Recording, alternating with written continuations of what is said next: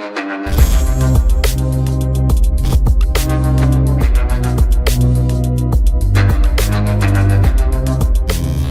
वालेकुम गाइस, कैसे हैं आप। उम्मीद करता हूं कि आप सब खैरियत से होंगे, खुश होंगे और हमारी दुआ है कि आप हमेशा खुश रहें, हंसते और मुस्कुराते रहें। मेरा नाम है रहमान अनवर और मैं हूं मोहम्मद सुहेल और मैं हूं ज़फर इकबाल। और आज हम जिस वीडियो पर रिएक्ट करने जा रहे हैं, इस वीडियो का टाइटल है मोदी भारत को सुपर पावर बनाने पर तुला हुआ है। तो वीडियो भाई काफ़ी अच्छी होने वाली है। तो चलो सबसे पहले वीडियो देखते हैं और बाद में देते हैं रिव्यू। तो चलो वीडियो करते हैं शुरू। जो बेंगलोर सिटी से सिर्फ एक टैक्स आता है, प्रॉपर्टी टैक्स की बात कर रहे थे, वो पूरे पाकिस्तान के प्रॉपर्टी टैक्स से ज्यादा है। I was shocked actually to hear that statistic. 30 साल से हम कर्ज लेके कर्ज वापस कर रहे हैं भाई। That is why we are in such a debt. आप मोदी हुकूमत से जितना मर्जी इख्तलाफ कर लें पाकिस्तानी के तौर पे, आप चाहे उनको हिंदू मुस्लिम की बेस पे भी इख्तलाफ कर सकते हैं, लेकिन आप इन्होंने एक ही इकोनॉमिक एजेंडा रखा है कि हमने इकोनॉमिकली इंडिया को एक स्ट्रॉन्ग पावर बनाना है, and they have succeeded in that. Bangladesh के जो फॉरेन मिनिस्टर अब्दुल मेमन साहब जो हैं, मोमिन साहब जो हैं, वो इंडिया में हैं और वो तकरीबन 3 दिन के विजिट पे आए हुए हैं। आपने इसलिए हिस्सा नहीं लिया कि आपकी बड़ी पिटाई होती। उनका 100% ऑब्जेक्टिव डॉक्टर जयशंकर, उनका 100% ऑब्जेक्टिव फॉरेन पॉलिसी को इम्प्रूव करना। सिर्फ 2022 में कुछ 16 स्टार्टअप्स शुरू हुए हैं, ओवर $1 बिलियन, और ओवरऑल जो स्टार्टअप्स की वैल्यू है इंडिया के अंदर वो कुछ $332 बिलियन है। अब इंडिया इज वास्टली अबव अस। क्यों? क्योंकि उनकी इकोनॉमिक पॉलिसीज ऐसी रही हैं जिससे उन्होंने उस चीज को एड्रेस किया है। हेलो फ्रेंड्स, जय हिंद। हिंदुस्तान स्पेशल में आपका स्वागत है दोस्तों। जैसा कि दोस्तों आपने क्लिप में देखा, पाकिस्तानी मीडिया ये चर्चा कर रहा है कि भारत का सिर्फ एक शहर जितना टैक्स देता है, पूरे पाकिस्तान में उतनी टैक्स कलेक्शन भी नहीं होती। ये हाल है पाकिस्तान की अर्थव्यवस्था का। इसीलिए आज पाकिस्तान पर दिवालिया होने की तलवार लटक रही है। दूसरी तरफ इन दिनों बांग्लादेश के विदेश मंत्री डॉक्टर A.K. अब्दुल मेमन भारत के 3 दिवसीय दौरे पर है। भारतीय विदेश मंत्री डॉक्टर S. जयशंकर ने बांग्लादेश के विदेश मंत्री से रविवार को मुलाकात की। दोनों नेताओं के बीच यह मुलाकात 7वीं भारत बांग्लादेश संयुक्त सलाहकार आयोग की बैठक के मद्देनजर हुई है। बैठक राजधानी दिल्ली में आयोजित की गई थी। भारतीय विदेश मंत्री ने बड़े गर्व से बताया कि आज बांग्लादेश हमारे क्षेत्र में हमारा बहुत बड़ा विकासशील और ट्रेड भागीदार है। अब बांग्लादेश के विदेश मंत्री की भारत फेरी से पाकिस्तान को मिर्ची लगी हुई है। जो बेंगलोर सिटी से सिर्फ एक टैक्स आता है, प्रॉपर्टी टैक्स की बात कर रहे थे, वो पूरे पाकिस्तान के प्रॉपर्टी टैक्स से ज्यादा है। I was shocked actually to hear that statistic. तो आप अंदाजा कर सकते हैं कि जो बड़े बड़े DHA में बड़े बड़े घर हैं, बड़े बड़े बैरिया में घर हैं, इन पे प्रॉपर्टी टैक्सेस, एक एग्जांपल दे रहा हूं मैं एक टैक्स की। फॉर एग्जांपल, अपने ह्यूमन कैपिटल को ठीक नहीं करते हैं, आप कोई ऐसा कदम नहीं उठाते हैं जिससे आपके पास डॉलर आ सके, आपकी एक्सपोर्ट्स बढ़ सकें। जैसे फॉर एग्जांपल हमारा हमसाया है इंडिया की रिजर्व्स अगर आप देखें आज से 10 साल पहले, 20 साल पहले, 30 साल पहले, तो वो बहुत लो हुआ करती थी। पाकिस्तान और इंडिया की रिजर्व्स प्रोपोर्शनेटली एक ही ऐसी होती थी। अब इंडिया इज वास्टली अबव अस। क्यों? क्योंकि उनकी इकोनॉमिक पॉलिसीज ऐसी रही हैं जिससे उन्होंने उस चीज को एड्रेस किया है, और उसको आप मोदी हुकूमत से जितना मर्जी इख्तलाफ कर लें पाकिस्तानी के तौर पे, आप चाहे उनको हिंदू मुस्लिम की बेस पे भी इख्तलाफ कर सकते हैं, लेकिन आप मोदी हुकूमत and before that Congress government, इन्होंने एक ही इकोनॉमिक एजेंडा रखा है कि हमने इकोनॉमिकली इंडिया को एक स्ट्रॉन्ग पावर बनाना है, and they have succeeded in that. हमारे यहाँ जो सा वो ये नहीं हुआ। हमारा जो एलीट कैप्चर है वो इतना सख्त है, और वो हमारा जो एलीट तबका वो इतना जालिम है और इतना सेल्फिश है, इतना खुदगर्ज और जालिम है। जैसे पिछले दिनों आपके प्रोग्राम पे ही मेरा हाल है, हमारे एक भारतीय दोस्त है, और आई थिंक मैंने ट्वीट्स भी देखी हैं इस बारे में, और वो ठीक कहते हैं कि भाई आपका सारे लोग हैं जो उनसे वो पैसे बनाते हैं, उड़ाते हैं और बाहर चले जाते हैं, बाहर के मुल्कों में बैठते हैं, और जो सा वो वहां से पैसे वापस नहीं लाते। दोस्तों, इस वक्त अगर आपको पता है कि बांग्लादेश के जो फॉरेन मिनिस्टर अब्दुल मेमन साहब जो हैं, मोमिन साहब जो हैं, वो इंडिया में है और वो तकरीबन 3 दिन के विजिट पे आए हुए हैं और एक 7th round of joint consultative commission जो है भारत और बांग्लादेश के दरमियान जो है वो उस पे वो अटेंड करने आए हुए हैं, जो कि ज़ाहिर बात है आपने वो इंडियन काउंटर पार्ट जो है डॉक्टर जयशंकर से वो करेंगे। इसके अलावा वो और मुलाकातें भी करेंगे, लेकिन ये विजिट बड़ा इम्पोर्टेंट है। अगर आपको याद हो कि पिछले महीने भारत के जो फॉरेन मिनिस्टर हैं, उन्होंने एक कॉन्फ्रेंस हुई थी, एशियन कॉन्फ्रेंस रिवर कॉन्क्लेव 2022, उसमें शिरकत की थी और ये बेसिकली दोनों ममालिक की जो रिलेशनशिप है उस हवाले से देखा जाए, जब बांग्लादेश के 50 साल मुकम्मल हुए थे तो Indian prime minister Narendra Modi साहब गए थे वहाँ पे और उन्होंने भी वहाँ पे जाके तो एक कमिटमेंट शो की इंडिया बांग्लादेश के साथ कि वो किस तरह के ताल्लुकात चाहते हैं। अब ज़ाहिर बात है, अगर आप इंडिया को देखें, इंडिया के मैक्रो इकोनॉमिक इंडिकेटर्स बहुत ज़बरदस्त हैं। इंडियन जीडीपी को $3.2 ट्रिलियन के करीब है।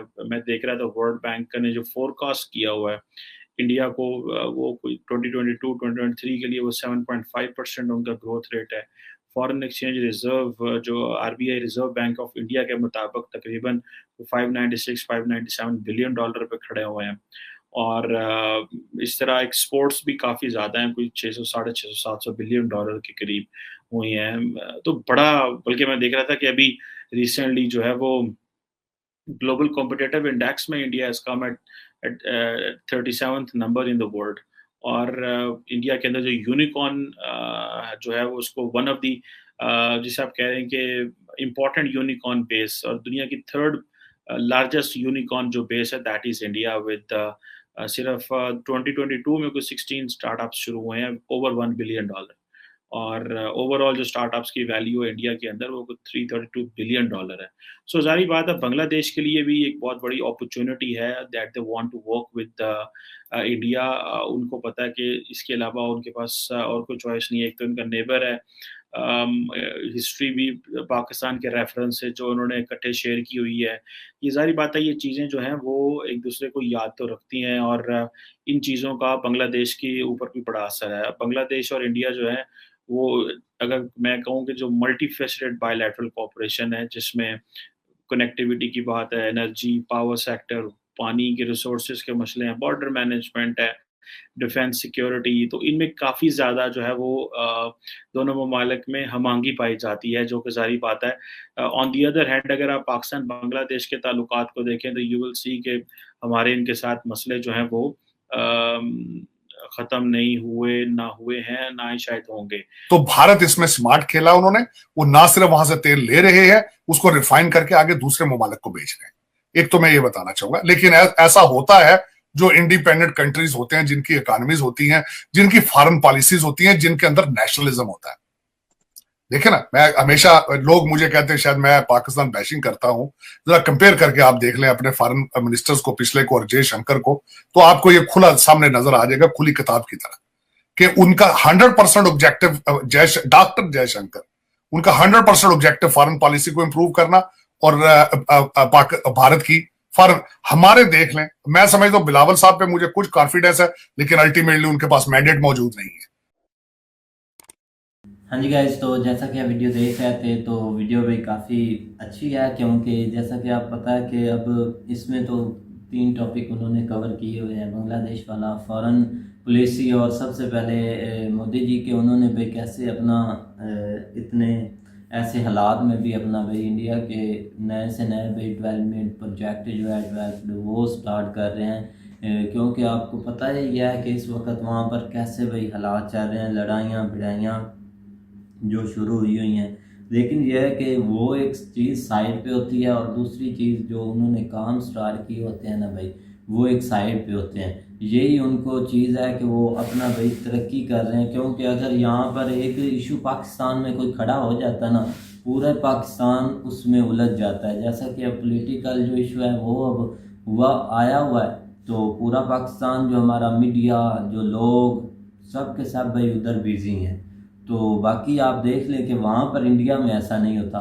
वहाँ पर भाई वो लगे हुए हैं, अपना जो काम है इकोनॉमिकली वो उन्होंने स्टार्ट किया हुआ है, जिससे उनको फ़ायदा हो रहा है, वो नहीं रुक रहा है। तो हमारे यहाँ पर रुके पड़े हैं। यहाँ पर डॉलर 200 तो भाई 10-11 पर चला गया है।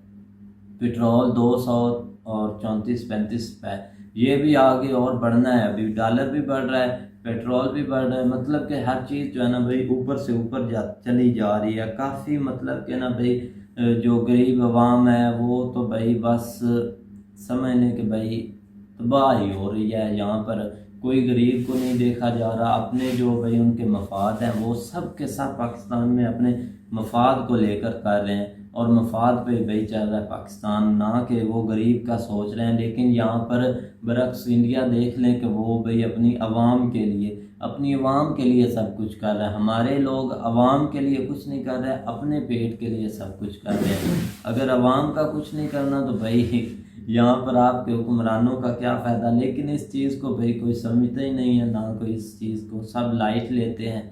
ना कोई यहाँ पर रूल है, ना कोई कुछ है, ना कोई गरीब की सुनी जाती, बस जिसके पास पैसा है उसकी सुनी जाती है। नहीं, इसमें वो बिल्कुल सही बात कर रहे हैं कि एक एलीट क्लास जो है ना वो एक तो जालिम है, और एक मुल्क के साथ आप ऐसे ही कह रहे हैं कि इतनी खास मुखलस नहीं है, क्योंकि वो अपना मुफाद जो है ना वो हर तरह से देखते हैं। यहाँ से जो है ना वो जो भी है पैसा बनाया और जो है ना वो बाहर लेके चले गए, और उधर से वापस भी नहीं लेके आते कि जब मुश्किल कोई वक्त हो। इसी तरह आप समझ लें कि हमारे ऊपर एक FATF का जो एक वो धक्का लगा हुआ है, वो इस वजह से ये कि यहाँ पे बहुत ज़्यादा जो है ना वो बल्क तादाद में, या आप ये कह रहे हैं कि बड़ी मिकदार में यहाँ पे मनी लॉन्ड्रिंग हुई है। और उसमें जो है ना वो एक आप देख रहे हैं कि ज़रदारी दौर में इन्होंने एक अयान अली जिस तरह है उसको पकड़ा था मॉडल को, और कहते हैं कि इस तरह की उसने कोई 500-600 मॉडल्स जो है ना वो उसने तैयार की हुई हैं, जिनके ज़रिए जो है ना वो पैसे बाहर लेके जो है पैसे भिजवाते हैं। और उसके अलावा इन्होंने अपने जो छोटे ड्राइवर चपड़ासी इन्होंने रखे होते हैं, उनके नाम पे जो है ना इन्होंने अकाउंट ओपन करवाए हुए हैं, और उसके ज़रिए जो है ना ये मनी लॉन्ड्रिंग कर करके जो है ना वो पैसे बाहर लेके जा रहे हैं। तो पाकिस्तान में इस लिहाज से जो है ना वो कोई थोड़ा वो मुखलस नहीं है। बिल्कुल भाई। और रही बात भारत की सुपर पावर की, तो अगर दिशा तो वो काफ़ी ठीक चल रहा है कि मतलब कि हर काम में डेवलपमेंट भी काम कर रहे हैं और हार्ड वर्किंग भी कर रहे हैं। लेकिन कुछ ऐसे इशू हैं जो भारत को ये सुपर पावर बनने से रोक लें। हाँ, कहीं ना कहीं उनका मसला कोई छिड़ जाता है। ये जो मुसलमानों के साथ हो गया, पहले निकाह वाला था, अब जो एक और छिड़ा हुआ है, तो इससे बहुत एक मुल्क पर असरअंदाज होता है। अब उधर वो छिड़ा हुआ है कि फ़ौज का इशू है, और रही कुछ ममालिक हैं एंटी इंडिया के जो कि इनको सुपर पावर भी नहीं बनने देंगे और ना इस दिशा में चलने देंगे, क्योंकि कभी कश्मीर में उलझा देते हैं, कभी कहीं, तो ऐसे होते रहते हैं इशू। तो रही बात हमारी मीडिया की, तो हमें अभी तक कोई पता नहीं, ना हमने न्यूज़ सुनी है। न्यूज़ तो हम सुनते हैं, लेकिन ये जिक्र नहीं हुआ कि बांग्लादेश की वज़ीर आज़म उधर गई है, या उन्होंने इधर किसी मीडिया ने हमारी ने कवर किया। शायद आप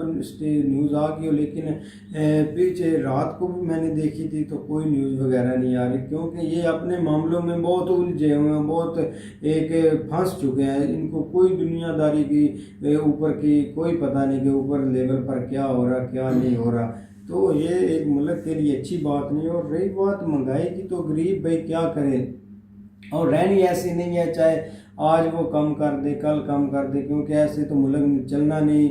अगर ऐसे चलता तो आवाम सड़कों पर आ जाएगी और मुल्क का दिवालिया हो जाएगा। कुछ ना कुछ एक्शन लेंगे, ऐसा कुछ होने वाला नहीं सीन है, क्योंकि अब इनका मेन मुद्दा अब इलेक्शन का ही है कि इलेक्शन कैसे लड़े कैसे जीते। अब चाहे आज फैसला कर दे कल फैसला कर दे, तो इस पर ही डिस्कस होगी इनकी। बिल्कुल भाई। बाकी देखिए ना, आप सुपर पावर के लिहाज से अगर बात करें तो जिस तरह कमर चीमा साहब बता रहे हैं कि बहुत सारे उनके फॉरेन रिजर्व देख लें कि वो 600 मिलियन तक जो है ना बिलियन तक जो है ना वो पहुंच गए हैं। और उसके अलावा बाकी चीज़ें आप देख लें, पॉपकॉर्न जो है ना वो फॉरेन जिस तरह इन्वेस्टमेंट है आपने लास्ट देखी वो किस लिहाज से जो है ना उनकी बढ़ रही है। तो इस लिहाज से जो है ना वो कुछ चीज़ें जो है ना वो पॉजिटिव में चल रही हैं, ये नहीं कि नहीं चल रही। तो यही चीज़ें जो है ना वो अहम किरदार अदा करती हैं एक मुल्क को जो है ना वो आगे बढ़ने के लिए। तो आप इस चीज़ का अंदाज़ा लगा लें कि आपके पास इस तरह की कोई चीज़ें नहीं, ना ही आप किसी लिस्ट में अभी तक आए हुए हैं।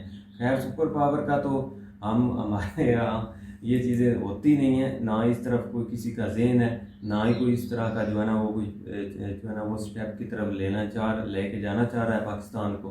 तो इंडिया चलो कम से कम जो है ना वो आप उनके नाम के साथ एक लफ्ज़ लगने तो लग गया ना कि वो सुपर पावर बनाने के लिए एफर्ट कर रहे हैं, या वो अपने आप को जो है ना वो इस काबिल कर रहे हैं। तो ये भी एक बहुत बड़ी बात होती है। आगे अगर आप अपनी मेहनत के ऊपर है कि उसमें कितना अरसा लग जाता है, क्योंकि अब तो चाइना इस दौर में बहुत ज़्यादा है यूएसए के बाद, लेकिन वो भी इतनी जल्दी उसके हाथ में भी नहीं आएगा। ये भी एक जो है ना वो आम बात है। तो बाकी जो है ना वो अपने आप में कोशिश तो कम से कम होनी चाहिए। बिल्कुल भाई, तो उम्मीद करते हैं कि गाइस आपको वीडियो पसंद आएगी। अगर पसंद आए तो लाइक सब्सक्राइब जरूर कीजिएगा और कमेंट में अपनी राय का इज़हार जरूर कीजिएगा। अल्लाह हाफिज़।